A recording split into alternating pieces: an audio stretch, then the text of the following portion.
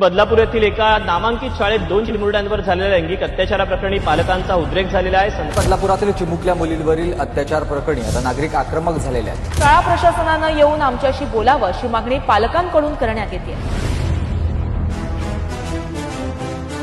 तुझं कोर्ट आहे ना, ते पुरावे सादर करा असं सांगतं.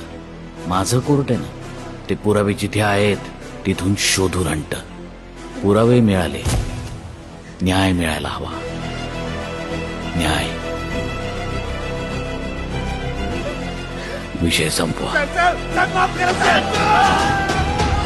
बदलापूर अत्याचार प्रकरणामधील आरोपीने बदलापूर रेप कांड के आरोपी अक्षय की मुख्य आरोपी अक्षय शिंदे याचं एन्काउंटर झालं. शिंदे याचं एन्काउंटर झाल्याचं कळतंय.